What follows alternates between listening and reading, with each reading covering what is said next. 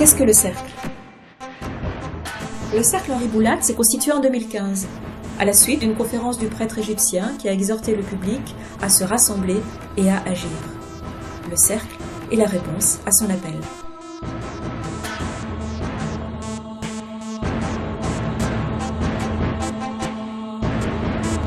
Comment fonctionne le cercle? Groupe de réflexion. Il rassemble tous les 2 mois entre 20 et 30 membres, majoritairement chrétiens, sur des sujets sociétaux, philosophiques ou religieux. Les sujets sont proposés par les membres. Quelques-uns rédigent des textes, soumis quelques jours avant la réunion à l'ensemble du groupe, afin de structurer l'exposé. Ces textes sont consultables grâce au lien ci-dessous. En fin de séance, une collation fraternelle est l'occasion d'échanges plus informels, où chacun peut exprimer librement ses questions et ses réactions. Et le père Boulade? Il n'est pas consulté sur les sujets traités, ne participe pas aux réunions, en ignore la teneur, et ne peut donc en aucun cas être tenu pour responsable des propos énoncés.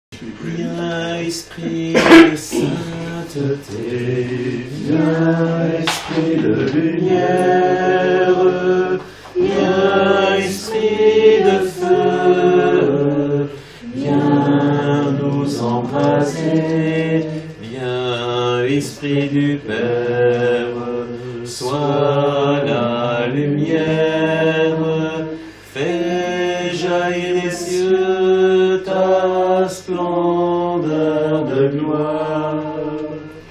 Viens, Esprit de sainteté, viens, Esprit de lumière, viens, Esprit de feu, viens nous embrasser. Donc, notre sujet de ce soir, la Bible justifie-t-elle la violence? Et on va faire un petit comparatif avec l'islam. D'abord, on va définir la violence. La violence, c'est le viol, l'abus, la détérioration ou la destruction des biens, des corps ou des consciences. Voilà. Alors, on va tout de suite aller à la fin. Quelle est la réponse de Jésus? Là, je vous cite Matthieu 5, 21-22. Vous avez entendu qu'il a été dit aux anciens, tu ne tueras point. Celui qui tuera mérite d'être puni par les juges. Mais moi, je vous dis que quiconque se met en colère contre son frère mérite d'être puni par les juges, que celui qui dira à son frère Raka, ça veut dire tête sans cervelle, mérite d'être puni par le Sanhédrin, et que celui qui dira insensé mérite d'être puni par le feu de la géhenne. Voilà la réponse de Jésus. On peut déjà s'arrêter là, mais on va quand même commencer par regarder un peu ce que disait l'Ancien Testament. Le cadre que l'Ancien Testament donne à la violence.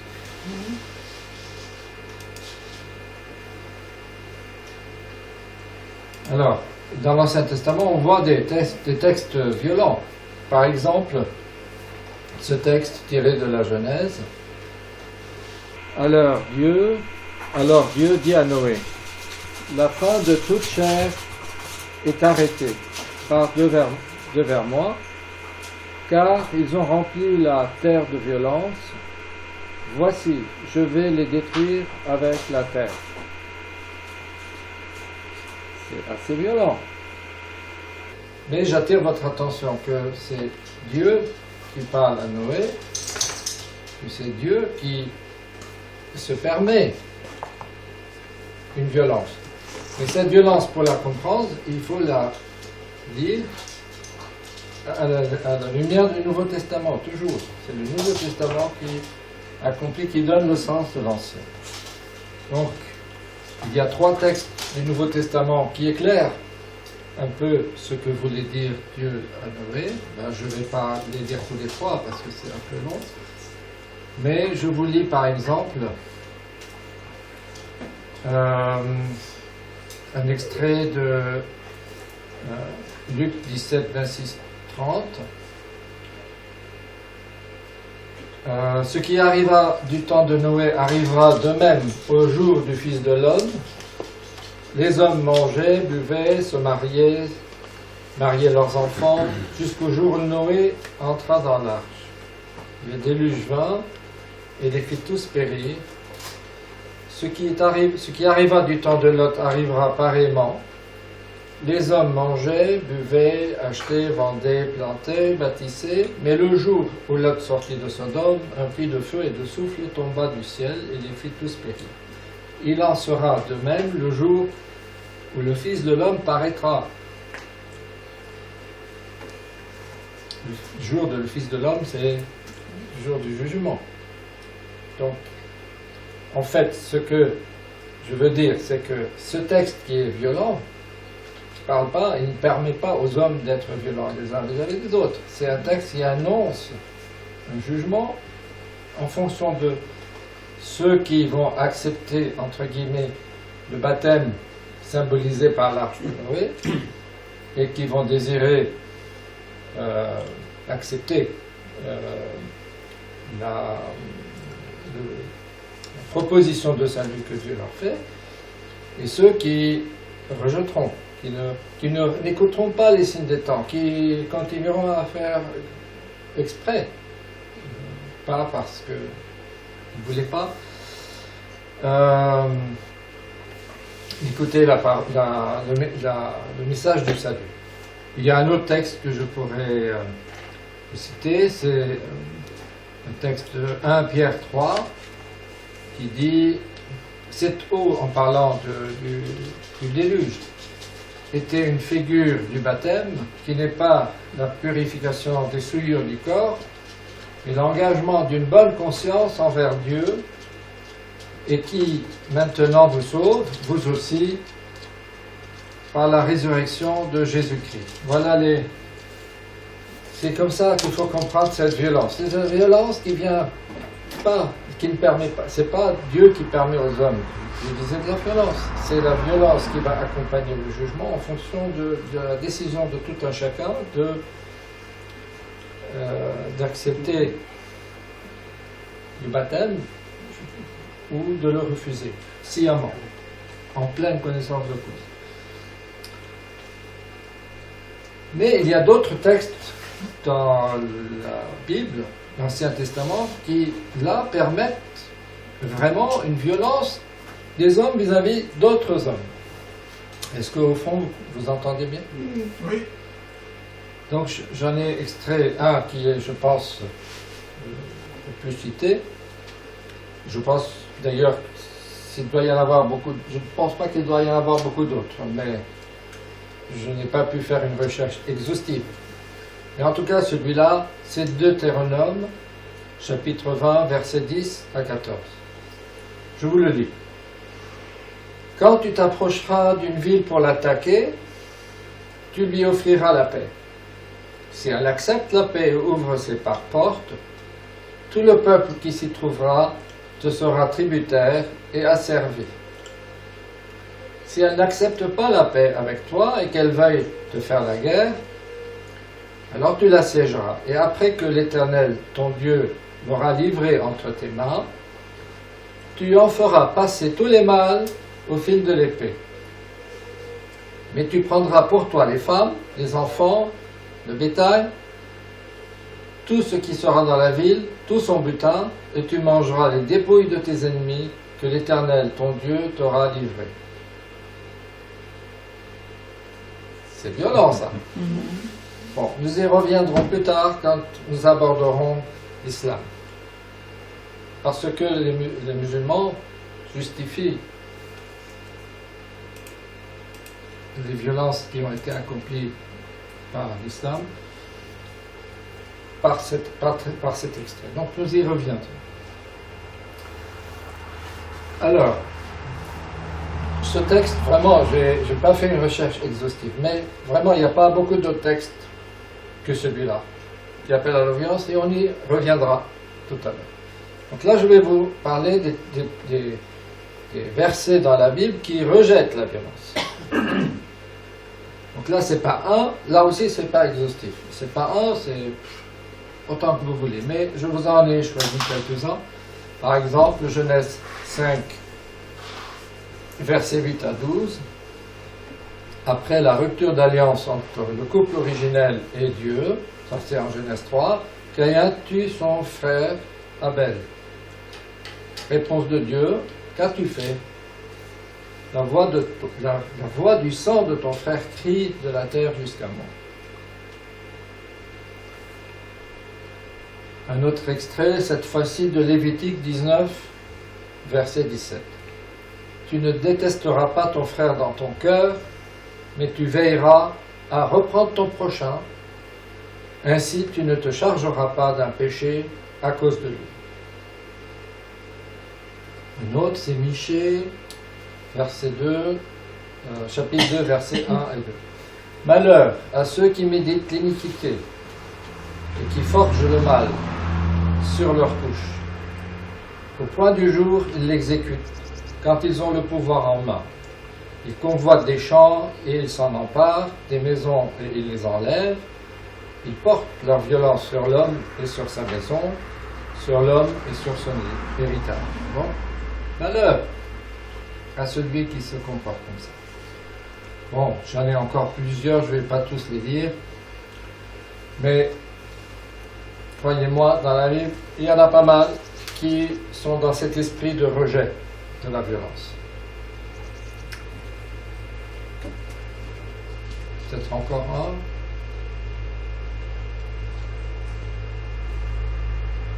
C'est bon. On va passer maintenant avec l'islam.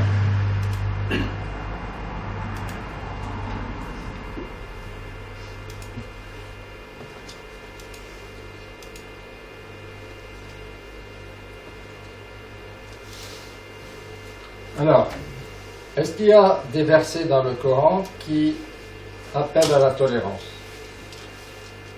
Notre connaissance est peut-être réduite. Hein. Pardon? Notre connaissance du Coran est peut-être réduite pour répondre à la question. Il y en a beaucoup. Je vais vous en citer deux qui sont assez parlants. Quiconque fait périr une vie humaine non convaincue de meurtre ni de corruption sur la terre, c'est comme s'il a tué l'humanité tout entière. Ça, c'est la sourate 5 et le verset 32. Pas mal, hein? Oui, mais c'est copié de la Bible. Pardon? C'est repris de la Bible. Nous y arrivons, tout doucement.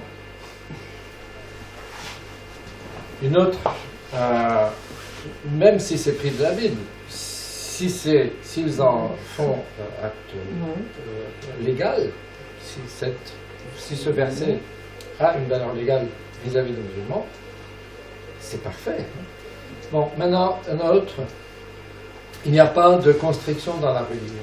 Ça, c'est la sourate 2, 258. Donc, vous ne pouvez pas forcer quelqu'un à embrasser l'islam.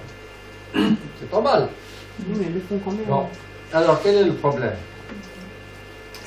Le problème, c'est que, du point de vue légal, ces versets qui sont dits des versets mécois de la Mecque sont arrivés dans une première phase de l'islam, au moment où, d'après leur historiographie officielle, Mohammed était à la Mecque, en situation d'infériorité lui-même, et qu'il avait besoin d'être toléré lui-même. Et donc, il y a eu presque 124 versets de cette époque qui appellent à la paix, au pardon, comme on en a vu dans les deux que je viens de citer. Le problème, c'est qu'une fois qu'il est passé à Médine, c'est-à-dire qu'il est devenu un chef de guerre, toujours d'après leur historiographie, ces versets ont été abrogés par quelques versets du Coran qui sont venus après et qui ont, eux, valeur légale. C'est-à-dire, les versets que je vous ai cités existent toujours dans le Coran. Mais ils n'ont pas de valeur légale. Ils ont été abrogés. Leur valeur légale a été abrogée par les versets Très important ça. qui sont arrivés après et qui, eux, je vais vous en citer Est-ce qu'on quelques-uns. peut juste préciser brièvement comment s'est passé et où ce décret d'abrogation? Il n'y a pas eu de décret d'abrogation, il y a eu une exégèse par des spécialistes et docteurs de la loi islamique Oui. qui ont dit après coup, ces versets abrogent ces versets. D'accord. Ils ont eu le droit Alors, de faire c'est- ça. Oui. Le fait, la preuve, c'est que aujourd'hui, dans tous les enseignements doctrinaux, dans les chaires, les doctorats et tout ça, les versets de tolérance sont abrogés du point de vue légal. Et donc, on y arrive tout à l'heure. Je vais vous dire quel impact ça a sur Daesh, sur tout ça. Je vais vous citer quelques versets. Il n'y en a pas beaucoup, mais ce sont eux qui ont valeur légale. La sourate 2 qui dit « Le combat vous est prescrit ». Le combat, c'est pas le combat spirituel, le combat. La sourate 9, verset 39. Si vous ne vous lancez pas dans le combat, Allah vous châtiera d'un châtiment douloureux. Donc non seulement vous devez combattre, mais si vous ne le faites pas, Allah va vous châtier. La sourate 9, verset 124. Combattez les mécréants qui sont vos voisins. Encore une, la sourate 60, verset 4. Entre vous et nous, c'est-à-dire les non-croyants, les mécréants, c'est l'inimité et la haine à jamais, jusqu'à ce que vous croyiez à Allah. Et la dernière, c'est la plus belle, sourate 9, verset 4 et 5. Tuez les polythéistes partout où vous les trouvez, capturez-les, assiégez-les, dressez-leur des embuscades. Bon, alors, j'ai commis ce que je ne devrais pas faire. J'ai pris des versets sans le contexte, sans la suite, qui parfois vient comme adouber, amoindrir. Mais ces versets que j'ai cités ont valeur légale. Et donc ceux qui veulent les prendre à la lettre, ils ont le droit de le faire. C'est pour ça, par exemple, que Daesh, par exemple, ou Nusra, ou Al-Qaïda, aucun docteur de la loi ne les a traités d'hérétiques. Il y en a beaucoup qui les ont critiqués, en disant ils n'ont pas le droit de faire ça, c'est pas bien d'avoir fait ça, ça existe. Mais des gens, des docteurs de la loi, qui ont dit ces actes-là sont des actes hérétiques, aucun, pas un seul n'a fait ça. D'accord. Là, encore quelques versets, la sourate 9.5, tuez les associationnistes, c'est-à-dire ceux qui associent à Dieu d'autres dieux. Pour eux, par exemple, pour les musulmans, il y a un verset du Coran, la Trinité pour les chrétiens d'après le Coran, c'est Dieu, Jésus et Marie. Pourquoi? C'est comme ça. Mais Marie est considérée comme associée à l'être divin, ce qui est bien sûr faux. Et puis, nous, les chrétiens, comme nous associons à Dieu, Jésus et l'Esprit Saint, qu'eux, ils considèrent que c'est Marie, c'est-à-dire qu'ils ne l'appellent pas Esprit Saint, ils l'appellent Marie. Nous sommes des associationnistes. Voilà. Ok, alors. tout ce que fait Daesh est permis par la jurisprudence musulmane. Et force est de constater qu'aucune autorité islamique n'a considéré les terroristes islamiques comme hérétiques, même s'ils les ont condamnés soit les médias. D'après la Sirat, c'est-à-dire l'historiographie officielle de Muhammad, lui-même il a fait décapiter, il ne l'a pas fait lui-même, il a demandé que ça soit fait, plus de 700 juifs à Médine en 627. C'est leur historiographie qui s'appelle la Sirat, qui raconte ça. Et donc, eux, ils justifient ça en disant, mais regardez Deutéronome 20, 10, 14, 10, 15... 40. Vous voyez, c'est pas nous, c'est dans la Bible. Il y en a, maintenant je sors un peu des arguments utilisés par les musulmans. On va revenir sur ce fameux Deutéronome 20. Mais ils font par exemple, ils disent, vous voyez, il y a dans la Bible fait plus souvent référence au meurtre et la destruction que le Coran.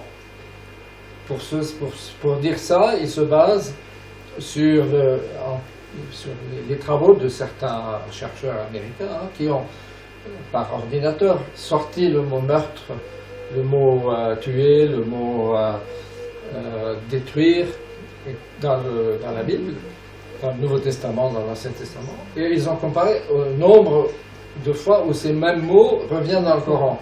Ils ont dit, vous voyez, il n'y a pas photo, il y a beaucoup plus ces mots sont beaucoup plus utilisés dans la Bible que dans le Coran. Donc certains musulmans disent, vous voyez, sauf que là, il s'agit de compter ces mots, il ne s'agit pas de les mettre dans leur contexte. Autrement dit, si Dieu dit, par exemple, si Jésus dit, celui qui commet le meurtre, il ne l'a pas dit comme ça, mais supposons qu'il ait dit, tu n'as pas le droit de tuer ton frère, le mot tuer, là, il est compté comme un. Voyez, oui. Alors que dans le musulman, tuer les associationnistes, ça c'est aussi considéré comme un. Voyez. Bon. D'autres arguments qu'ils utilisent en disant oui, Mohammed, il avait permis de faire ça parce que c'était un contexte de légitime défense. Mais force est de constater que dans l'histoire, personne n'a attaqué l'islam. C'est toujours les musulmans, l'islam qui a attaqué les autres. Donc ils n'ont pas été dans une situation de légitime défense. Je parle au début de la montée de l'islam. Alors si vous considérez les croisés après, oui, c'est vrai que les croisés ont attaqué l'islam. Mais, petite remarque, les peuples qui vivaient au Moyen-Orient à l'époque, ils étaient encore presque 50% de chrétiens. Et le but des croisés n'était pas d'aller à la Mecque.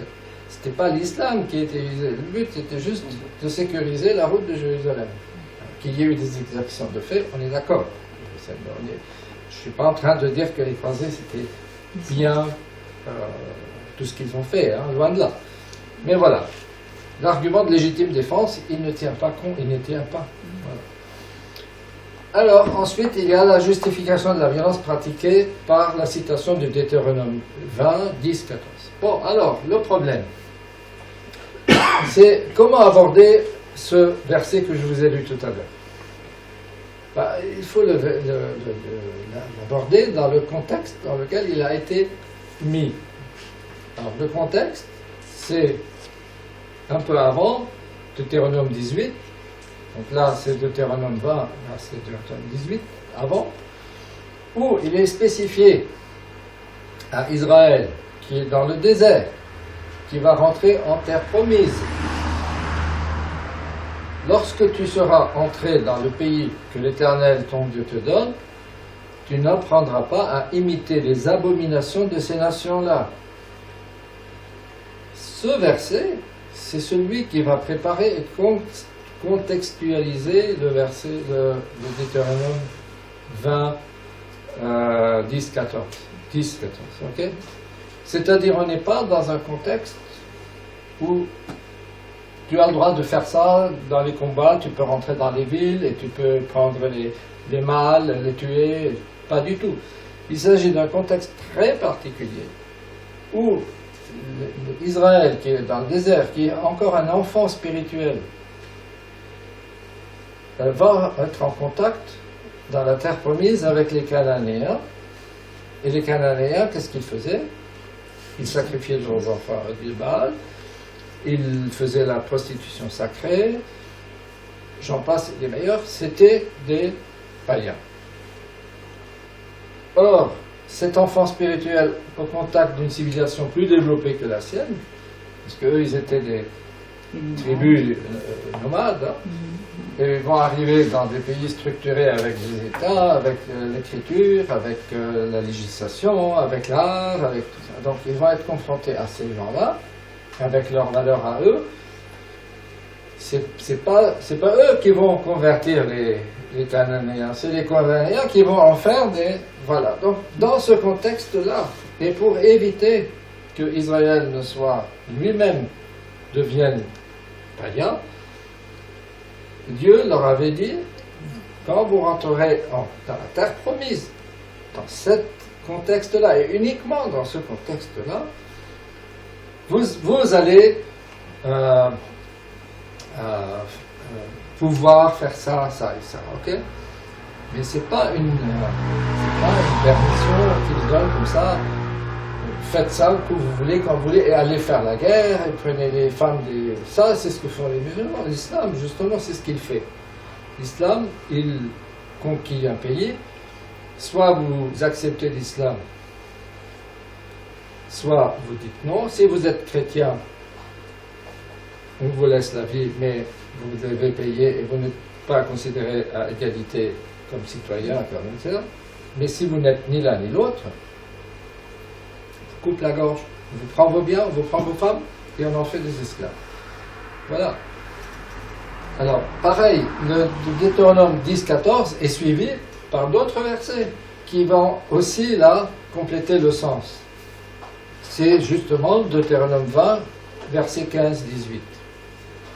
Qu'est-ce qu'il dit? Afin, en parlant des mécréants, des Cananéens, des gens qui sont dans la terre promise que vous allez occuper. Donc il ne faut pas que vous cohabitiez, hein, d'accord? Afin qu'ils ne vous apprennent pas à imiter toutes les abominations qu'ils font pour leur Dieu et que vous ne péchiez point contre l'État. Voilà. C'est ce verset qui explique la violence permise dans le verset précédent, dans un contexte précis, à un moment précis dans l'histoire. Et ce n'est pas général. Alors, du reste, dans l'islam, dans l'enseignement de l'islam, mourir en moujahid, c'est-à-dire en combattant, c'est la seule certitude qu'ils ont de pouvoir se retrouver au paradis. Alors, je dis tout de suite, le paradis, c'est pas participer à la vie de Dieu, c'est pas ça le paradis. Le paradis, c'est les 70 vierges éternelles. Hein? D'accord? Mais le moujahid, s'il veut vraiment avoir les 70 vierges éternelles avec certitude, ben, il devrait se faire sauter parmi des gens qui sont des mécréants, voilà, devenir un martyr. D'ailleurs, il y a un verset qui, comme je vous dis, un verset, par exemple, certes, Allah a acheté des croyants, leurs âmes, leurs biens, en contrepartie, il leur donne le paradis. Ah, attention, hein. Mais ils doivent combattre dans le sentier d'Allah, ils tuent, ils se font tuer. Je continue le verset. C'est une promesse authentique qu'il a prise sur lui-même dans la Torah, l'Évangile et le Coran. Alors, je vous laisse juger si dans l'Évangile, il y a ce genre de permission. Voilà, donc, les Moujahidines se basent sur, par exemple, ce verset, parce que là, il leur dit, voilà, si vous faites ça, je vous aurai le paradis. Mais il faut faire ça. Donc, dans Deutéronome 20, la violence est permise dans le contexte très précis de la conquête de la terre promise pour préserver Israël encore immature.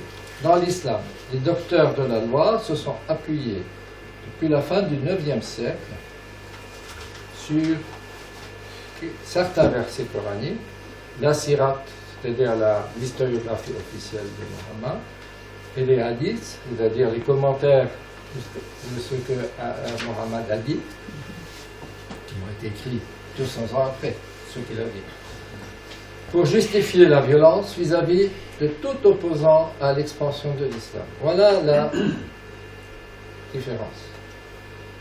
Et je termine là.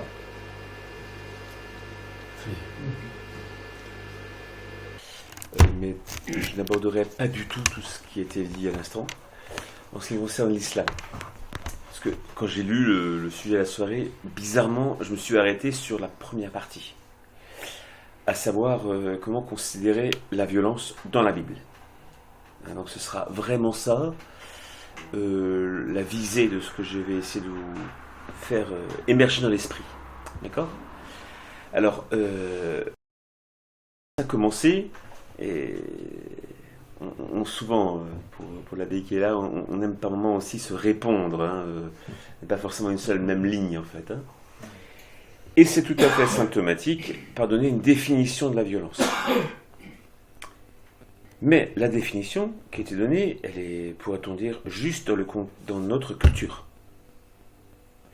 Donc je reprends brièvement, il avait dit la violence c'est un abus sur des biens, des personnes et des consciences. Donc c'est surtout le troisième point, un abus sur les consciences, ça parle à l'homme moderne. Et quand il a dit ça, je pense que tout le monde était d'accord ici autour de la table. Mais attention, partir d'une définition de la violence qui est juste dans la modernité ou post-modernité dans laquelle nous sommes, il est difficile d'appliquer cette définition à des textes bibliques. Ça c'est clair.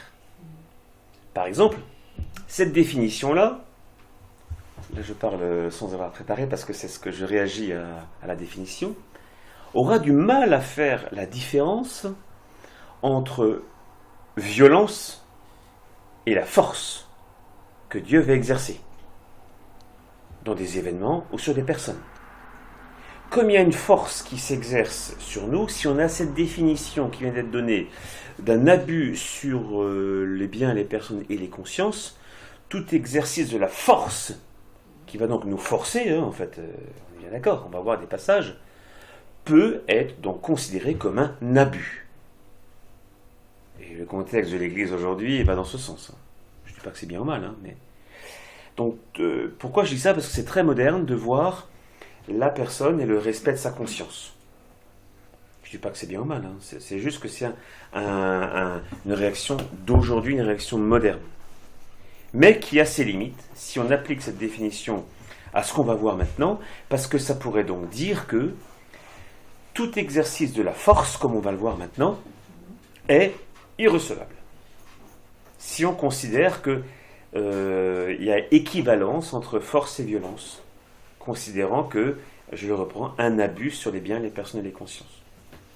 C'est important d'avoir ça en tête. Je vais y revenir d'ailleurs. Je n'étais pas prévu, mais je vais y revenir. Quand on se base sur deux sources, parce que comme vous l'avez senti, d'ailleurs, il a dit, quand on aborde un thème comme celui-ci, il y a des dizaines et des dizaines et des dizaines de versets. On peut en faire le catalogue, et finalement, à la fin, on dit, mais qu'est-ce que la Bible dit, hein ? Au final, on n'est pas très au clair.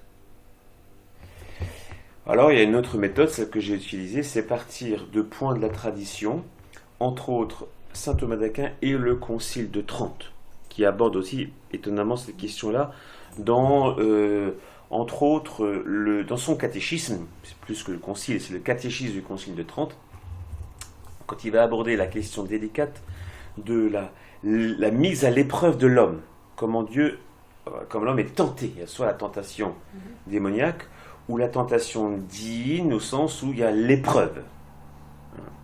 Donc on va faire émerger trois grands thèmes qui rassemblent des versets bibliques et qui peuvent donner après coup peut-être à penser qu'est-ce qu'il y en est de la violence. et peut-être certains passages, un autre aussi qui n'était pas cité par parce qu'il a raison de parler de Deutéronome, hein, mais déjà un peu avant, et souvent c'est ce qui est cité par les jeunes et les enfants du catéchisme, lorsque la dernière plaie d'Égypte, hein, où tous les premiers-nés d'Égypte, hommes et animaux, vont y passer, ainsi d'ailleurs que la sortie d'Égypte, le passage de la mer Rouge. Et donc, on revient à ce que vous disiez sur l'installation du peuple d'Israël en terre de Canaan. Alors, premier thème, j'allais le dire. Je vais faire une équivalence, mais peut-être ce sera à vous de distinguer les choses entre force et violence. La violence comme moyen d'élévation. Alors, je vais citer d'abord quelques passages, et après on va essayer d'y voir plus clair. Comme le disait, dès qu'on cite un passage, c'est un peu bizarre, parce qu'on est hors contexte. Et on va toujours donner tout ce qui vient avant, tout ce qui vient après, pour être vraiment honnête. Hein. Mais bon. Hébreux chapitre 12, verset 6. Le Seigneur châtie celui qu'il aime, et il frappe de la verge tous ceux qu'il reconnaît pour ses fils.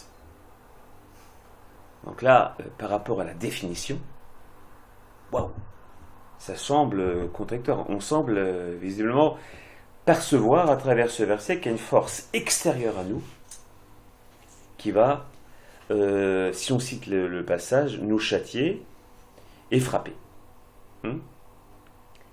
Et là, l'autonomie de la conscience, encore une fois, très moderne comme conception, a du mal à accueillir ça. D'ailleurs, peut-être tout prêtre, je ne sais pas si c'est le cas, notre ami prêtre qui est là, quand en liturgie, ce passage est cité, pas au gré des lectures de semaine de dimanche, le prédicateur n'aime pas trop s'arrêter là-dessus. Pourquoi ? Parce qu'on mesure la différence, la définition donnée et le passage biblique. Un autre. Siracide, verset 2, chapitre 2, verset 5. N'oublie pas, et d'ailleurs Saint Pierre va rebondir là-dessus, n'oublie pas que l'or est éprouvé au feu. Ceux qui plaisent à Dieu doivent aussi passer au creuset de l'humiliation. Saint Pierre dira quasiment la même chose. Dans la première épître de Pierre, chapitre 1, verset 7. Afin que l'épreuve de votre foi, beaucoup plus précieuse que l'or, la foi, qui périt et qui toutefois est éprouvée par le feu. On va y revenir dans un instant. Et enfin, Job, heureux l'homme que Dieu châtie. Ne méprisez pas la correction du Tout-Puissant. Alors, cette première série de versets rentre dans cette idée de Siracide et de Saint-Pierre, parce que les deux prennent la même comparaison. Et quand par deux fois la même comparaison est prise dans l'Écriture, Ancien et Nouveau Testament, c'est que l'attention du croyant doit vraiment être attirée par ça. Quand on prend exactement l'or, si on suit la comparaison que donnent Siracide et Saint-Pierre en étant très concret, l'or, on pouvait le trouver, c'était les chercheurs d'or aux États-Unis, sur les tas de pépites directement dans des rivières. Bon, ça c'est les États-Unis, mais c'est rarement le cas de par chez nous et en Orient. Souvent l'or est, comme le dira d'ailleurs, est mélangé au minerai. Or, quand une réalité, quelle que soit la réalité, est mélangée à une autre, on appelle ça que c'est impur. Une réalité est pure quand elle est mélangée à rien du tout. Elle est à l'état pur. Et quand on va très concrètement faire chauffer tout ça dans un four, l'or va se détacher du minerai parce qu'il devient liquide. Donc il y a un phénomène physique tout simplement. Donc il va s'extraire du minerai en coulant. Et donc après, en se réchauffant, il redevient solide et on a de l'or pur à ce moment-là. Donc ça c'est très concret. Et donc Siracide et Saint-Pierre prennent cette comparaison. Pourquoi ? C'est que ce châtiment dont parle l'Épître aux Hébreux, Nouveau Testament. Souvent on pourrait penser que tout ce vocabulaire est propre à l'Ancien Testament. Je l'ai exprimé là en premier pour montrer bien que c'est bien tiré du Nouveau Testament, qui reprend d'ailleurs Job, heureux l'homme que Dieu châtie, ne méprisez pas la correction du Tout-Puissant. Donc cette force, cette violence externe qui vient vers nous, soit à travers les événements que nous allons rencontrer, on pourrait dire la sagesse populaire qui n'est pas toujours sage, qu'on entend dire, mais si le bon Dieu existait, pourquoi il permet ça? On l'entend ça en fait. Hein.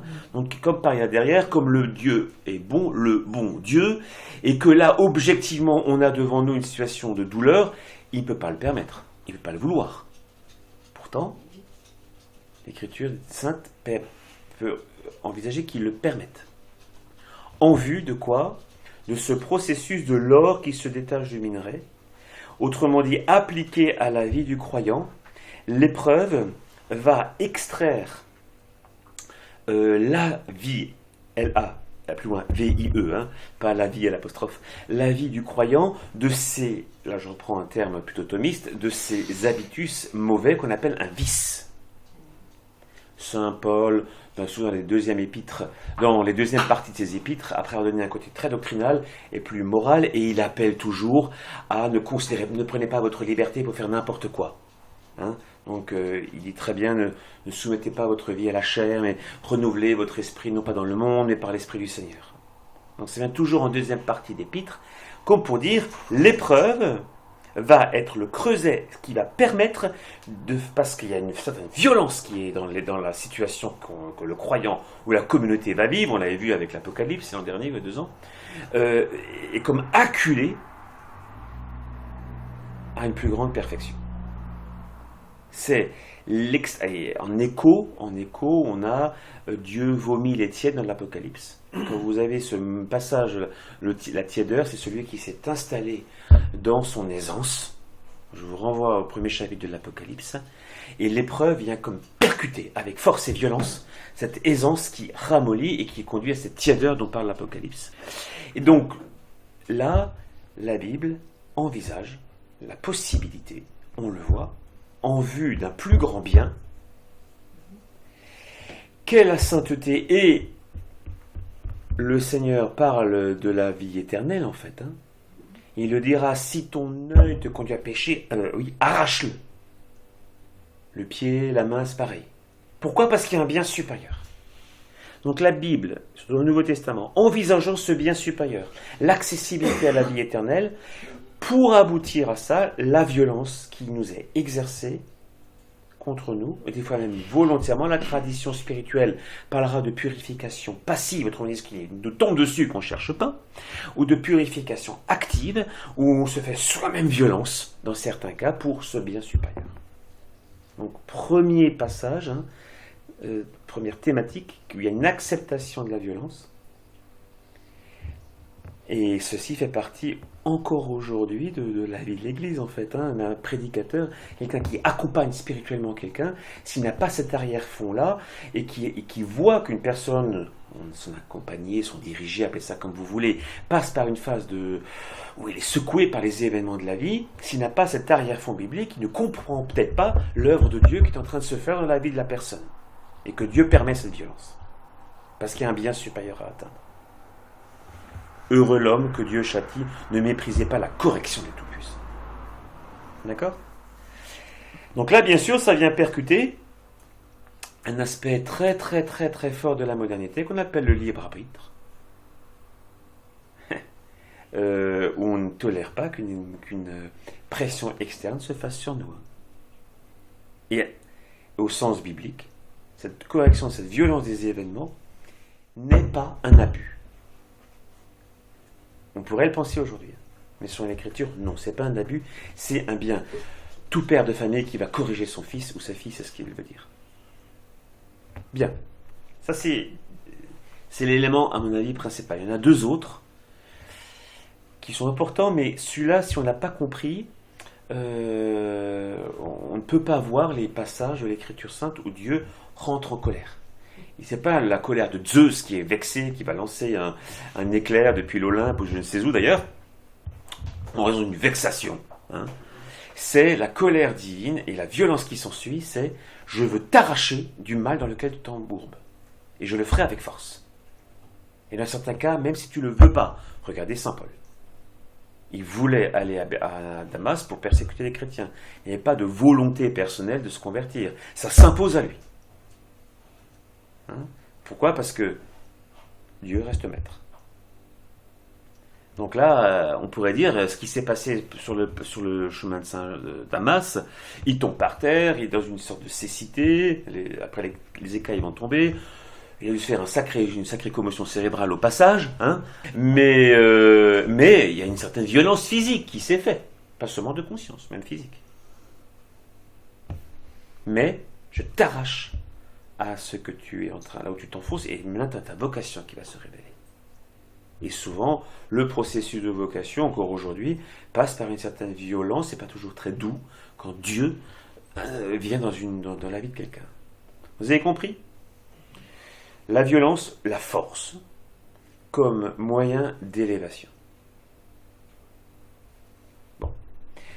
Après, il y a un passage qui a fait couler beaucoup d'encre, surtout au Moyen-Âge, et aujourd'hui, oui, oh là là, on a du mal à comprendre. Alors, je résume, c'est dans Luc chapitre 14, la fameuse parabole, vous savez, du festin, où Jésus, alors voilà, à l'heure un homme donna un grand souper, il invita beaucoup de gens.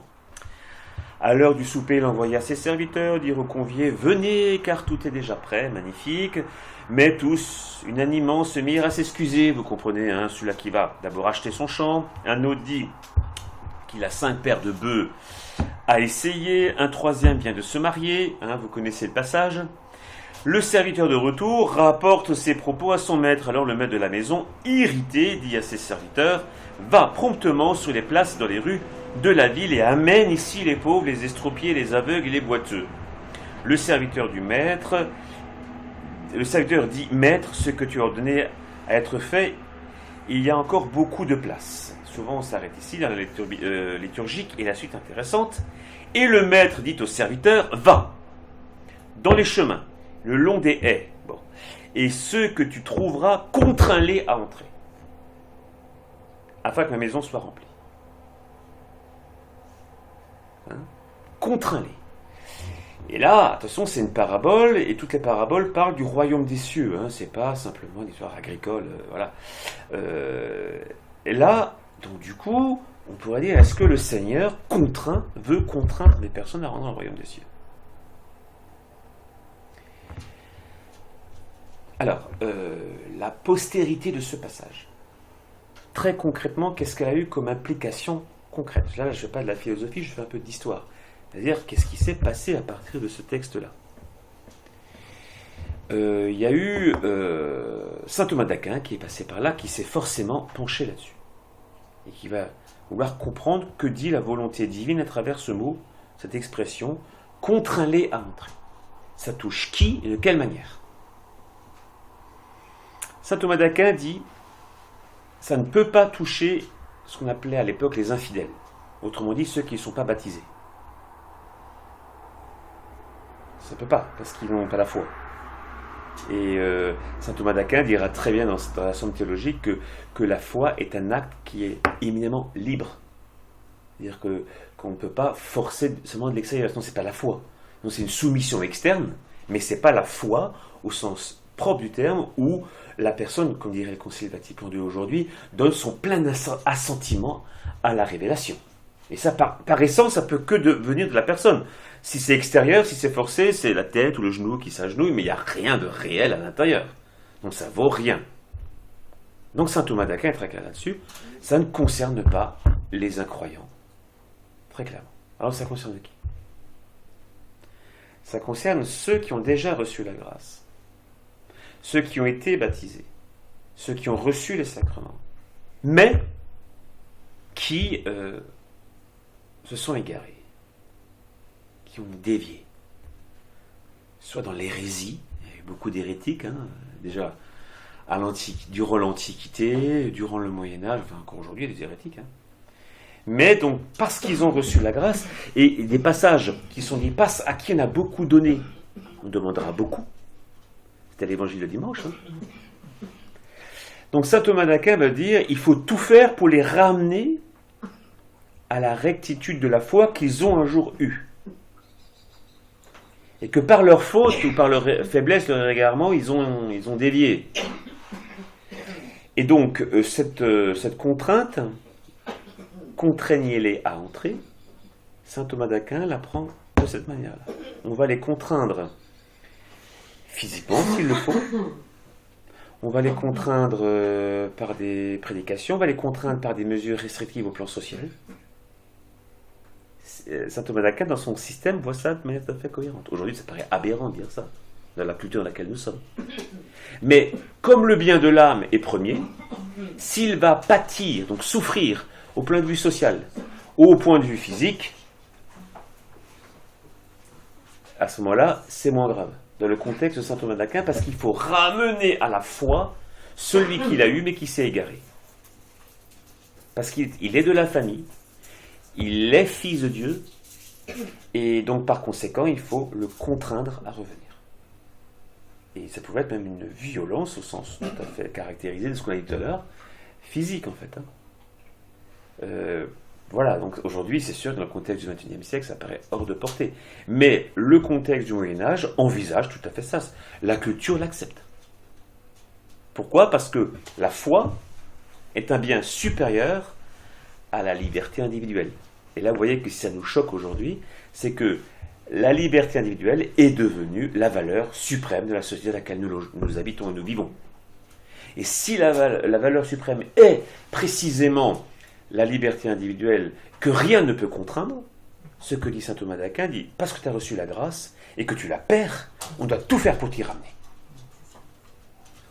La modernité ne comprend plus ça du tout. Pourquoi ? Parce que le premier dogme est différent, le dogme de la liberté individuelle. Donc du coup, cette fameuse contrainte dont parle le Christ, saint Thomas dira, c'est l'application par des hommes de la même colère que Dieu a quand il veut sortir un pécheur de son péché. C'est l'application institutionnelle. Dans certains cas, c'est la divine providence qui agit. On l'a dit dans la première partie, à travers les événements qui vous arrivent, soit extérieurs ou intérieurs. Il y a des tourments intérieurs qui peuvent arriver. Il y a des événements qui peuvent vous impacter. Donc ça, c'est la divine providence. Personne n'y peut rien, ça vient. Dans les contraignez-les à entrer, saint Thomas d'Aquin va dire que c'est cette même pression qui est faite, non pas par la divine providence, mais par l'institution ecclésiale, voire la société. Pourquoi ? Je le répète, il faut que ça rentre, parce que le premier point, le bien le plus précieux, c'est la foi. Et que la contrainte, elle ne vient pas faire violence, dans le contexte médiéval, elle vient suppléer à une faiblesse. Parce que normalement, comme tu as la grâce, tu aurais dû rester fidèle. Si tu ne l'es pas, c'est que tu es faible. Donc on va t'y aider.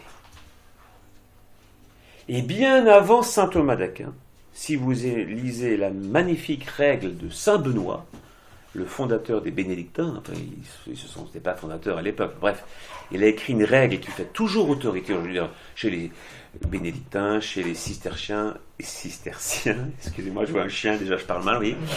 Il est perturbateur ce chien. Et chez les trappistes, elle fait autorité cette règle, et saint Benoît dit, certains moines sont menés à la perfection par des paroles, d'autres par des bâtons. Il le dit très clairement. Pourquoi ? Parce que on vient suppléer à la faiblesse. Et il faut aider les gens selon leurs capacités. Saint Benoît dit, certains vont comprendre par l'écoute. Souvent le prologue est très beau. Incline l'oreille de ton âme et écoute. C'est très spirituel, c'est très beau. Mais par moments, Saint Benoît dit, non, maintenant il faut l'aider. Il comprend rien, il faut l'aider. Pourquoi ? Parce que la foi est première. Et que le salut passe avant les petits bleus qu'il y aura. D'accord ? Donc ça, c'est cette deuxième conception tirée du Nouveau Testament, d'une contrainte à entrer dans le royaume des cieux. Et c'est vrai que, on l'a vu historiquement, quand Charlemagne a voulu un peu contraindre les incroyants de la Saxe à devenir baptisés, ça n'a pas trop marché, la preuve, quelques siècles après, ils sont devenus protestants. Donc c'est là-bas que ça s'est pas mal développé. Donc on voit très bien que la contrainte des infidèles crée un contexte qui un jour ou l'autre fait un boomerang qui vous retombe dessus. C'est pour ça que saint Thomas disait on ne peut pas contraindre les infidèles. Mais celui, vous avez compris, qui était déjà des nôtres, il y a une correction à lui donner, comme dans Job, mais cette fois-ci qui ne passe pas par Dieu, mais par l'Église sur terre. Enfin, dernier passage, qui n'est pas des plus simples, dernier thème. Dieu étant juste.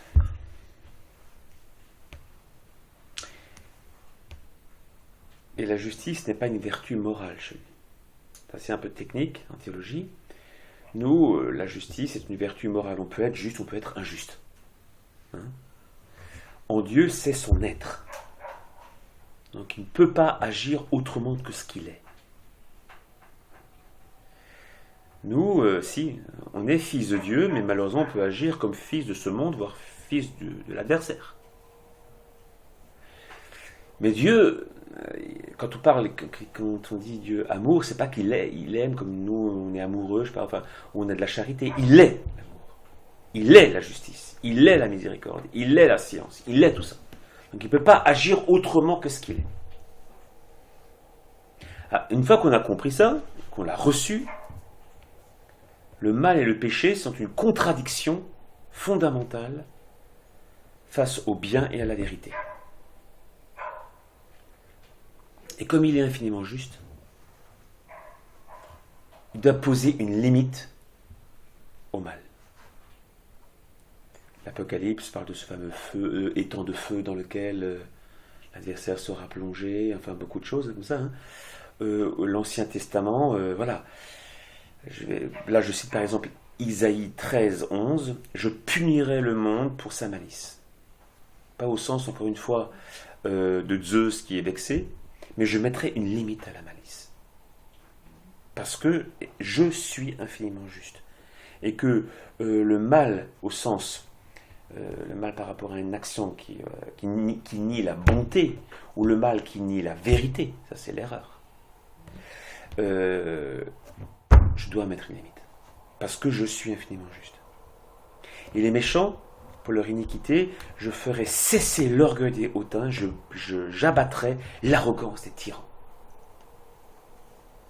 Donc là on voit, et d'ailleurs Saint Paul à l'Épître aux Romains va prendre cette même théologie, la colère de Dieu se révèle du ciel contre toute impiété et contre toute injustice des hommes qui retiennent injustement la vérité captive. Donc là, effectivement, concrètement, comment cette limite du mal peut se faire dans l'histoire, dans notre vie en fait. Hein. Là, je m'aventure dans quelque chose de critiquable. Parce que ce que je dis, c'est une analyse, une interprétation qui mérite critique, qui mérite contestation, le cas échéant. Et quand on prend une comparaison aujourd'hui, assez parlante avec le contexte de sécheresse que nous avons, certaines techniques pour arrêter le feu viennent par les canadaires, les pompiers qui... Voilà. Il y a une technique également qui consiste à brûler les terrains pour que lorsque le vrai feu arrive, il n'a plus rien à brûler et qu'il s'arrête tout seul. Voilà. Donc on va faire un mal à la nature en la détruisant, en brûlant, mais pour poser une limite à un mal plus grand. Donc Dieu peut châtier le mal, mettre une limite. Châtier, c'est-à-dire mettre une limite. Non pas comme ça dans l'absolu, mais toujours dans la vie d'une personne ou d'une société. Parce qu'une personne ne vit jamais seule, elle est toujours en société. Donc il y a certains mots MAUX qui nous semblent terribles, mais qui sont nécessaires dans la pensée et la charité divine pour éviter un mal plus grand. Et ça, en fait, quand il dit « je châtierai », ça veut dire il n'y a pas comme ça « je vais tous vous exterminer, hors de ma vue, quoi. Hein. Je vous supporte plus, hors de ma vue ». C'est pour ça qu'on entend souvent « châtier hein. ». Mais le châtiment divin, c'est « je vous aime à tel point qu'il m'insupporte de vous voir vous enfoncer dans un tel mal. Donc et comme vous ne vous convertissez pas, je vais devoir châtier le mal en vous. » Et on a dit châtier, c'est mettre une limite. Et cette limite, elle peut venir soit effectivement par c'est le but de la prédication aussi, hein, de réveiller les consciences. Mais quand c'est pas le cas, après prédication, après lecture de la vie de saint, après lecture de plein de moyens, comme disait un ancien formateur du père au séminaire, qui est maintenant évêque de Tours, Monseigneur Jordi, quand tout ça n'aboutit pas, il reste une clé entre les mains de Dieu, et cette clé a une forme de croix. Maintenant, ça suffit. Parce que je t'aime de trop pour te laisser dévier. Donc tu vas être impacté. Mais c'est toujours un double tranchant. Et ça, on le voit. Parce que quand on est impacté, je le vois, toute personne peut le voir, soit la personne saisit la fameuse correction, ou alors elle s'endurcit dans son mal. Et ça, c'est terrible. Voilà, mais ça, c'est quelque chose qui nous échappe. Pourquoi Dieu peut-il permettre que le châtiment qui consiste à mettre une limite au mal conduit finalement à un endurcissement du cœur? Ça, c'est un mystère, j'avoue, je ne l'ai pas encore percé. Mais oui, Dieu châtie, et d'une certaine manière, l'enfer, c'est ça. Benoît XVI en parle très clairement. Benoît XVI dit que, dans un passage, j'ai oublié la référence, il faut que je le retrouve, quand il parle du jugement de l'âme, il dit que la personne qui s'est configurée au mal, dans le langage racinérien, le mot configurer, c'est-à-dire trouver son identité. Quand une personne a trouvé son identité dans le mal, la miséricorde que Dieu offre est perçue comme un danger. Donc du coup, la personne choisit de rejeter la miséricorde. Donc décide d'aller en enfer. Parce qu'elle ne correspond plus à son être. Elle est devenue comme ça. Les mots sont très forts chez Ratzinger. J'ai trouvé mon identité dans le mal. Et donc le mal absolu étant l'orgueil. La miséricorde implique la vérité, autrement dit la reconnaissance du péché. Et l'orgueilleux ne veut pas ça. Voilà pourquoi il prend ça comme une menace. Et qui préfère l'enfer, qui correspond à son être, plus que la miséricorde offerte. Et donc, dans la mesure où la personne a configuré son être au mal, et que le châtiment c'est une limite au mal, et là c'est très grave, parce que la personne a trouvé son être dans le mal, alors elle s'est tellement identifiée au mal, que quand Dieu châtie le mal, eh ben, ça a un impact sur son être. Alors que tant qu'on est encore ici, Dieu châtie le mal, et ne pas nous châtier nous, mais parce qu'il veut justement nous extraire de ce mal. Donc par moments c'est violent. Mais dans l'au-delà, lorsqu'il y a séparation âme-corps, il y a une parfaite adéquation entre ce que la personne est et ce qu'elle a fait. Et si Dieu châtie le mal, ben la personne est châtiée elle-même aussi. Parce qu'elle a cherché elle-même sa ressemblance au mal. Sinon, ça voudrait dire que le mal rentre au paradis. Tout simplement. C'est impossible. Parce qu'en paradis, il n'y a qu'une seule voie, la charité. C'est pas possible autrement. Donc, la violence, ce qu'on appelle violence, là, ce que la Bible appelle colère, châtiment, est envisagée. Et figurez-vous, j'ai même une illustration un peu concrète. Il y a une mère de famille qui est un peu désespérée sur la trajectoire que prend plutôt l'un de ses enfants. Bon, je ne vais pas trop détailler parce qu'il y a une certaine discrétion à garder. Discrétion, n'est-ce pas? Et on en a parlé avant. Mais elle est tellement désespérée que plus rien ne retient la dégringolade. Que cette mère prie pour que un événement à la Saint-Paul vienne toucher son enfant. Qu'il soit terrassé, qu'il tombe de son cheval et qu'il crie Seigneur. Parce que là, elle en appelle à la justice divine. Même si ça peut prendre une forme violente. Parce que cette femme a tellement vu la dérive de sa fille qu'une certaine violence, elle devient salutaire. À ce moment-là. Donc elle a compris dans son être de mère quand Dieu dit, l'Épître aux Romains, la colère de Dieu se révèle du ciel contre toute impiété et contre toute injustice des hommes, qui retiennent injustement la vérité captive. Et la mère dit, mais c'est ma fille a emprisonné la vérité, elle la tient captive et elle la manipule. Alors que finalement, pour qu'elle soit sauvée, il n'y a que Dieu exerce sa justice. Elle le désire, elle prie pour ça, parce qu'elle sait que quelque chose de bon en sortira. Donc, troisième point, les expressions de violence dans la Bible peuvent aussi viser cette limite au mal. Et quand là je reviens, du coup, on peut reprendre l'ensemble des situations très violentes qui se trouvent dans l'Écriture sainte, particulièrement l'Ancien Testament, et on peut voir, mais finalement, ça correspond à quel des trois critères qu'on vient d'évoquer. Je pense, mais ça reste critiquable, que l'extermination des aînés de l'Égypte, c'est comme une anticipation de ce fameux jugement dont on parlait. Là, l'Égypte s'est configurée au mal, non seulement par l'idolâtrie, mais par l'oppression liée au peuple saint. Et donc, Dieu devait mettre une limite à ce mal-là. Et le jugement, d'une certaine manière, est appliqué. Comme vous vous êtes configuré au mal, vous aboutissez, en stricte logique, à la destruction. Comme dirait saint Paul, le salaire du péché, c'est la mort. Donc, c'est déjà le cas, en fait, dans l'Ancien Testament. Donc oui, on peut voir ce qui sont un peu injustes. Ouais, Dieu dit tu ne tueras pas, et regarde ce qu'il a fait aux Égyptiens. Bon, d'accord, donc je pense que spirituellement, ça peut nous aider quand certaines violences nous est faites par les événements que Dieu permet.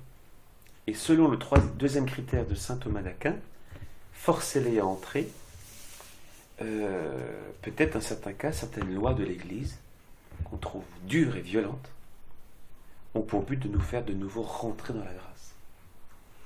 Et si elles sont dures ou violentes, c'est qu'elles viennent se confronter à notre subjectivité, à notre libre arbitre, qui est une certaine vision du bonheur, une certaine vision de la vie tout à fait subjective, mais qui n'est peut-être pas la voie du salut. En fait, et on le trouve souvent je parle à l'égard du prêtre qui est là, tous ces problèmes de remariage et autres, il y a de ça là-dedans. Alors, forcez-les à rentrer. D'accord ? Donc je résume. Soit la violence, la force nous est qui vient sur nous comme moyen d'élévation, par la providence ou par l'institution, forcez-les à rentrer, ou une limite au mal. Et j'avoue, si un jour j'ai du temps, et que j'espère en avoir un jour, j'aimerais étudier cette phrase très compliquée dans les révélations de Notre-Dame de Fatima, parce qu'il semble y avoir une contradiction. Et c'est là, si la contradiction c'est intéressant, quand elle dit la guerre finira bientôt, elle parle de la première, mais si les hommes ne se convertissent pas, une guerre pire aura lieu. Donc là, on pourrait penser que la Seconde Guerre mondiale est la conséquence de la non-conversion. Assez logique à comprendre. N'est-ce pas ? Mais dans la même phrase, elle va dire « Et Dieu purifiera le monde par le moyen de la guerre. » On croyait que la guerre, c'est la conséquence du péché. Et là, tout d'un coup, Dieu purifie par le moyen de la guerre. Bon, il faut remettre les choses en place. Peut-être que plus d'autres que moi ont déjà répondu à cette question. Je pressens effectivement, en philosophie, on parle de cause première et de cause seconde, que Dieu peut utiliser une cause seconde, c'est-à-dire le comportement des hommes, même mauvais, pour en tirer un plus grand bien. Bon, mais ça, on voit Darius dans l'Ancien Testament, qui était un parfait païen, qui a libéré les Hébreux de Babylone, qui va les financer la reconstruction du temple. Donc il peut utiliser une cause seconde, même mauvaise. Fin de la plaidoirie. S'il fallait s'exprimer ainsi. D'accord ? Ça évoque quelque chose ou pas ? Là-haut ou là. Quoi qu'il en soit, dans votre itinéraire spirituel, il y a peut-être déjà eu des situations de violence et autres comme ça, qui rentrent peut-être dans des situations qu'on a vues ce soir. Essayons de relire peut-être certains événements et ne tombons pas dans le piège. Si le bon Dieu existait, il n'aurait pas permis ça. On a vu le contraire. D'accord ?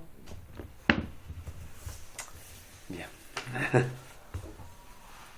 Mais on voit aussi le choc par rapport à notre culture. Et on est, qu'on le veuille ou non, on a grandi dans cette culture. Donc quelque part, ça nous habite tout ça. Je veux dire, pour les familles qui perdent leurs enfants, oui.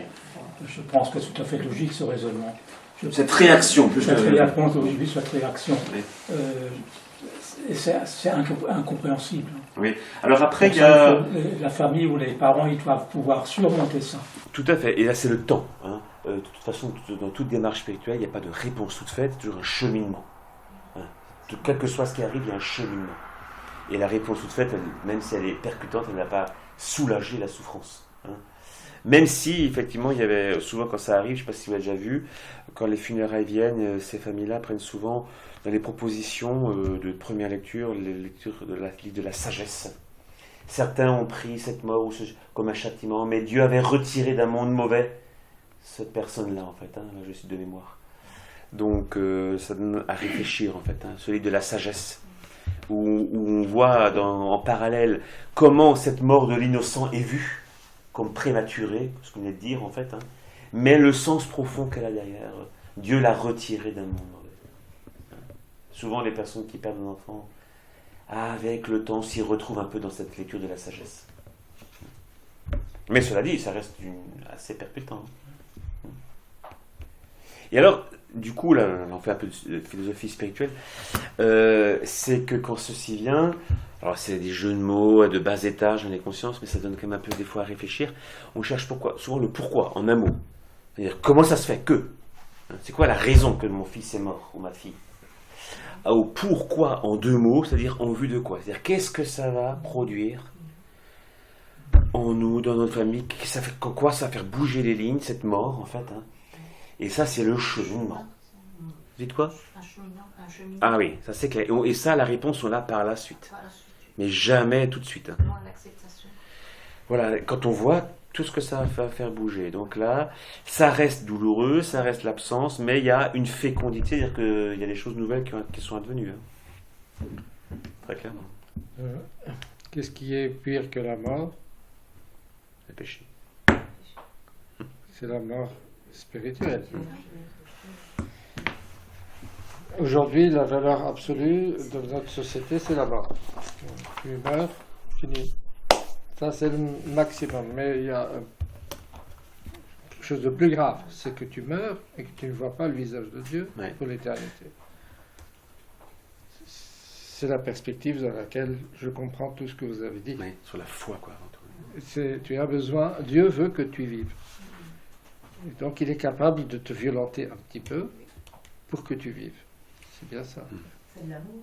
Oui. C'est comme nous quand on élève nos enfants et que l'enfant va aller vers le précipice, il va recevoir la fessée, il n'ira plus vers le précipice. C'est ça, une éducation. Et parmi tous les malheurs qui nous tombent dessus, soit individuellement, soit au monde d'aujourd'hui, comment on distingue ce qui vient de la colère de Dieu et ce qui doit nous diriger vers le bien, et il y a quand même des choses qui viennent d'ailleurs, de nous-mêmes, de la société, des hommes eux-mêmes, voire de l'ennemi. Alors, parmi tous ces malheurs, comment vous distinguez lesquels sont Alors, je pense que cette science-là nous échappe. Hein. La question est très bonne, donc la remontée vers les causes, en fait, hein, c'est ce que vous posez comme question. Je ne sais pas si on est capable de le faire. Hein. Par contre, ce qu'on est capable, c'est la conséquence. C'est-à-dire, on doit réapprendre à se mettre à genoux et à supplier. Même si on ne peut pas distinguer, discerner l'origine des difficultés, va-t-on dire. Hein. Je ne sais pas si c'est très difficile.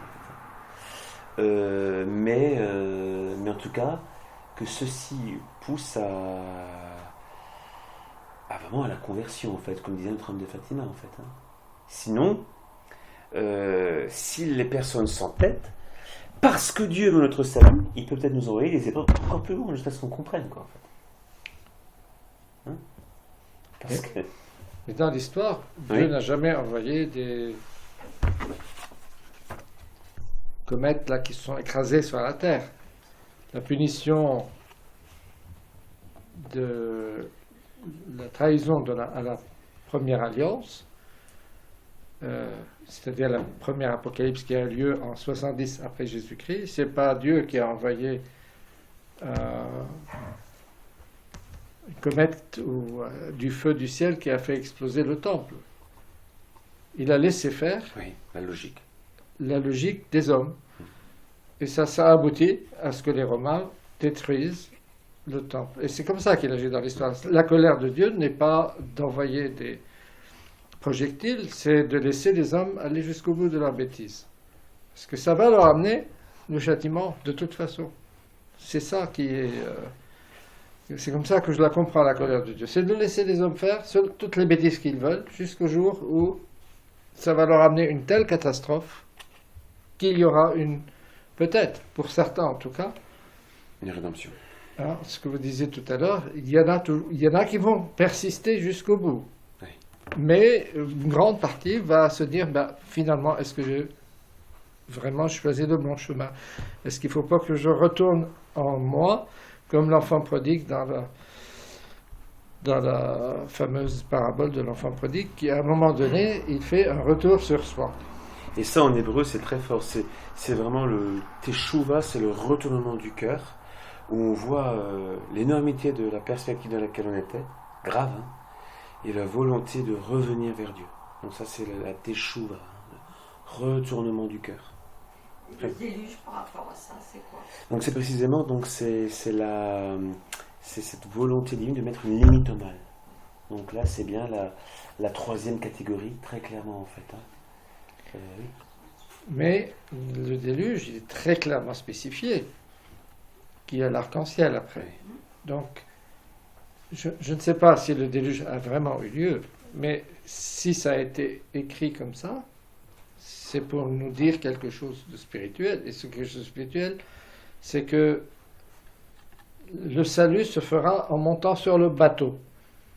On est d'accord? Et le bateau, c'est l'Église. Et ceux qui ne veulent pas du baptême, du déluge, de monter sur le bateau, vont connaître la mort spirituelle.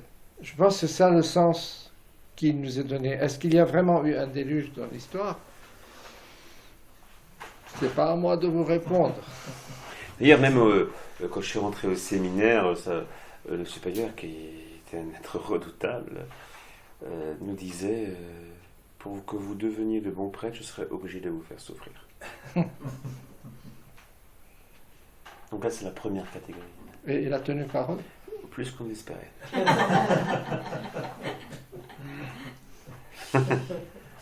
J'ai envie de rebondir un peu sur ce que vous avez dit, ceux qui refusent de monter sur le bateau, c'est-à-dire ceux qui refusent le baptême, ils ne sont pas sauvés.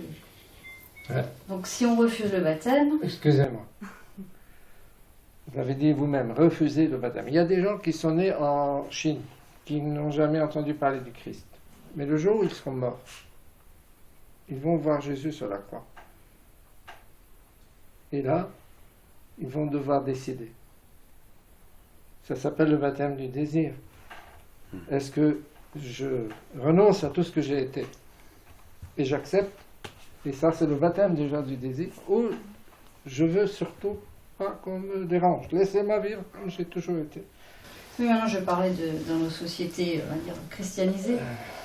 Vous parlez de ceux qui refusent le baptême, mais on va dire... S'ils sont pleinement conscients de ce qu'ils font, oui. C'est ce que disait le Père, quand vous êtes... Le mal vous a configuré à lui-même. Vous ne voulez pas du baptême parce que vous êtes configuré au mal. Vous voyez, c'est de cela dont je parle. Mais en fait, parce qu'il y a eu quelque chose de paradoxal qui a été dit, et je n'ai pas bien saisi, peut-être dans votre première partie, par rapport à la liberté aussi de choisir ou de refuser. Mais si on est baptisé bébé, on nous impose quelque chose, on ne choisit pas. Alors à quel moment on adhère ou on refuse Non. Le baptême des enfants, il a été validé par l'amour des parents. L'amour de vos parents vous plonge déjà dans le salut. Mais après, c'est à chacun. Après, vous devez confirmer ou infirmer. Donc ça, c'est la... C'est plus bas. Je laisse les curés parler, ils savent plus que moi. Oui, oui, Ça oui. s'appelle la confirmation, ça s'appelle votre vie. Il y en a qui ont demandé aujourd'hui, j'ai lu ça dans du journal, d'être débaptisés. Donc l'adage qui disait qu'en dehors de l'Église, il n'y a pas de salut, est faux. Non, c'est exactement le contraire. C'est ça. Non, c'est non. En dehors de l'Église, il y a bien salut pour tout le monde. Il n'y a pas de salut en dehors de l'Église. La question est de savoir si tu le acceptes ici sur cette terre. Et là, ce que je dis est peut-être critiquable. Hein. Ou est-ce que quand tu es mort et que tu es devant Jésus crucifié, tu dois choisir de monter sur la barque. Et si tu ne montes pas sur la barque, tu es dans la mer, tu restes dans la mer. Ce que je dis là vous paraît juste du point de vue théologique? Oui, moi je pense que là on est vraiment sur des terrains un petit peu, un peu compliqués, quoi, parce qu'on n'est pas juge des consciences. Hein, donc, je veux dire, le jugement il appartient à Dieu seul. On est d'accord. Hein, donc, je veux dire, moi je peux pas dire lui il y va, lui il y va pas, quoi. Hein, c'est pas ce que je veux dire. Non, bien sûr. Non. Que la personne va décider. Tout à fait. Oui, bien sûr, il y a toujours une part de liberté, ça c'est évident. Oui. Mais ce que je suis un petit peu rebondir, parce que dans tout ce qu'on a partagé par rapport un petit peu à cette colère de Dieu, hein, et qui est tout à fait biblique, et je crois que c'était bien exprimé. Oui, on voit bien que dans tout ce qu'on a développé là, c'est la question de la conversion, hein, qui est par derrière, et voilà, et donc il y a des signes qui sont donnés, qui sont envoyés pour encourager cette conversion. Hein. Voilà. Alors, c'est une part de la violence biblique, mais je crois qu'il y en a une autre qui est quand même liée à la politique, et je crois que si on fait le lien avec l'islam, parce que l'islam s'en fout complètement de la conversion des consciences, quoi. Enfin, c'est un domaine qu'ils ne connaissent pas, quoi, si j'ai bien compris. Hein. Voilà.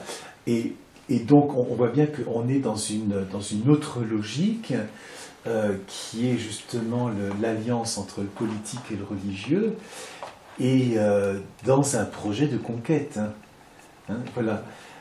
Vous avez résumé parfaitement. Voilà, ouais. Voilà, et je crois que, comment dire,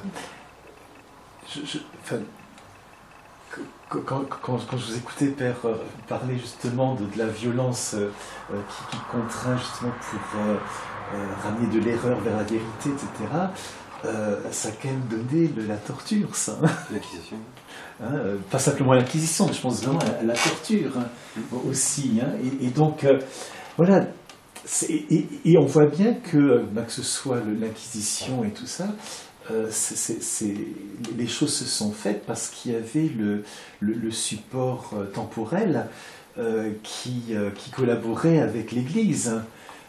Et parfois, là aussi, il y a eu des déviances parce que l'Église était beaucoup plus douce dans ses jugements que le temporel, hein, parce qu'il y avait d'autres perspectives, d'autres intérêts, voilà, qui avaient l'économique, de puissance politique et toutes ces choses-là, quoi. Donc on voit bien que toutes ces questions de violence, à un moment donné, entre dans une ambiguïté.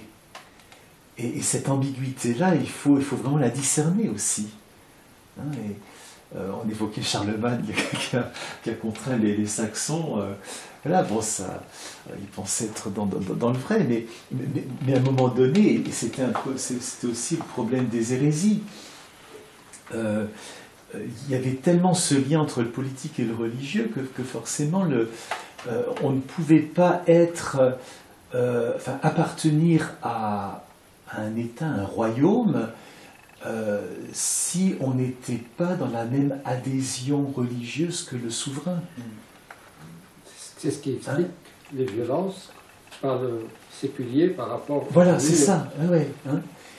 Et par rapport à l'islam, enfin, je vous parlais du père Samirad, là, ce prêtre libanais, qui avait fait un exposé que je trouvais vraiment très éclairant. Il disait quand on voit tous les conciles, les premiers conciles de l'Église, ont toujours contraint des populations à quitter, notamment l'Empire byzantin.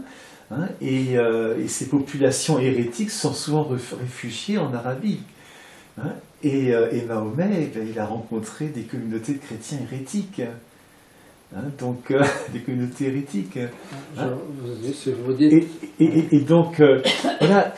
Et quelque part, je ne sais plus qui, il me semble que c'est un évêque, est-ce que c'était c'est un évêque libanais, me semble-t-il, qui disait, mais finalement aujourd'hui, on a vraiment ce contre-coup de plein fouet, quoi, parce que finalement, l'islam est une hérésie chrétienne, quoi, puis,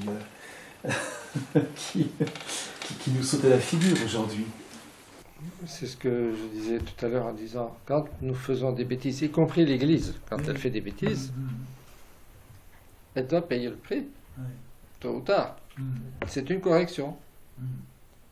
Je pense effectivement que l'islam était une punition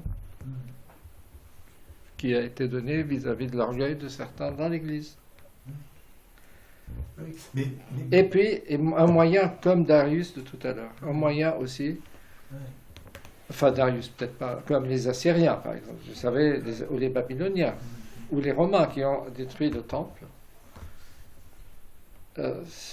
Vous arrivez à un moment où le manquement à l'alliance vont vous attirer des conséquences. Ces conséquences, on les connaît dans l'histoire, c'est par exemple... Peut-être, je ne sais pas, mais quand je vois par exemple la prise de Constantinople par les Turcs, moi j'y lis un peu la conséquence de l'orgueil de ceux qui, voyant Constantinople riche, développé, etc., et Rome devenue une petite bourgade, voulait la primauté à Constantinople vis-à-vis de Rome. Et Dieu leur a dit, vous voulez ça, voilà ce qui vous attend. La prise de Constantinople par les Turcs, c'est une punition de l'orgueil de certains dans l'Église. C'est ce que je voulais dire tout à l'heure. Voilà. Donc nous vivons aujourd'hui des punitions aujourd'hui. L'incroyance qui règne partout en France aujourd'hui, c'est une punition. C'est une punition. Alors, c'est une punition. Pardon ? On peut aussi dire alors que l'islam conquérant, c'est une punition. C'est une punition, oui. Qu'est-ce qu'on doit en faire ? Eh bien, on va faire la chose suivante. Un, on va rester des témoins de l'amour de Dieu pour nous et le témoigner dans notre vie jusqu'à la mort. C'est tout. C'est tout ce que vous avez demandé. Il ne vous a pas demandé de brandir l'épée et d'aller tuer les gens. Hein. C'est pas du tout ça. Est-ce que je veux dire... Avec un élan apostolique d'ailleurs à l'égard des musulmans, ce qui est un des axes qu'on sent pointer, pas forcément au niveau de l'épiscopat, hein, mais dans des communautés. Je vois Monseigneur Ravel a accueilli à Strasbourg par exemple les missionnaires de la miséricorde, hein, qui étaient fondés par l'abbé Loiseau, voilà, dans le sud de la France, dont un des axes est précisément l'apostolat, faire découvrir le visage du Christ aux musulmans. Et parce que c'est... Voilà, il faut le faire ça aussi. Le vrai visage du Christ, parce qu'eux, ils connaissent Issa. Oui. Mais Issa n'a rien à voir avec le Christ. Je peux juste rebondir là, quand vous parlez effectivement d'islam, et quand il y a des réunions entre l'islam, enfin les musulmans et les chrétiens, pourquoi disons, les chrétiens ne réagissent pas, c'est-à-dire l'évêque ne réagissent pas lorsqu'il y a un mariage musulman et chrétien, les enfants qui naissent sont obligatoirement musulmans. Donc là, il y a quand même un problème. Disons, c'est une violence pour les grands-parents dans ce cas-là, parce que c'est pas là, ou pour les parents là. Voilà. Et donc la limite, c'est quoi? C'est-à-dire c'est une punition. Il y a une punition. Il y a quelque chose, un défaut que l'histoire ne s'est pas arrêtée. Hein. Pardon? L'histoire ne s'est pas arrêtée. Tout ça va bien se terminer. Hein. Oui, mais les individus, les familles qui sont concernées, c'est difficile. C'est violent. Voilà. Très difficile. Vous êtes dans le temps, mais le temps n'est pas fini. Parce qu'en fait, il y a une dame, dont je ne peux pas dire le nom parce que c'est enregistré, hein, qui a vécu le passage de son fils à l'islam. Il a marié une musulmane et des enfants. Le pauvre a fait un accident de voiture, il est mort. Bon, le papa. Et la grand-mère, donc la maman de ce monsieur, qui est fervente catholique, témoigne de l'intérêt des petits musulmans à la foi chrétienne. C'est pour illustrer son propos. L'histoire n'est pas finie. Donc, il faut toujours faire attention, effectivement, d'où la nécessité, quand il y a ce genre de situation, que quelque part les grands-parents ou d'autres personnes manifestent un catholicisme fervent. Ça, c'est la réponse. Sinon, il n'y a que la désolation. Ah, ben, que voulez-vous, c'est comme ça. Et là, on n'a pas fait grand-chose. Mais quand ces enfants ont un éveil de la conscience, et qui verront quelque part dans l'entourage familial un catholicisme fervent, ça aura un impact. Donc là, c'est la suite de l'histoire. Même si, sur le moment, c'est douloureux. Mais attention. Ça ne s'arrête pas là, justement, avec un petit côté filou, peut-être. L'histoire ne s'arrête pas là. Vous en avez fait des musulmans. On verra comment ils vont finir. Certains instrumentalisent l'islam dans les sociétés occidentales. Parce que leur ennemi, ce n'est pas l'islam. Leur ennemi, c'est l'Église. Donc, ils utilisent tous les moyens. L'islam fait partie. Mais je vous le dis tout de suite, je ne suis pas prophète, ça va se retourner contre eux. L'histoire ne s'est pas terminée. Et nous verrons ce que nous allons voir. Mais moi, j'y crois. Fermement. Je pense que les musulmans qui sont venus en France vont se convertir avant les autres. Mais pas par la force. Pas du tout. Par le témoignage. Point. D'abord qu'on y a un peu plus de foi. Oui, ça c'est l'enjeu. Absolument. Sinon, ça ne peut pas marcher. Ah bah oui. Et ça, c'est notre... Ça, c'est notre devoir. Absolument. Clairement.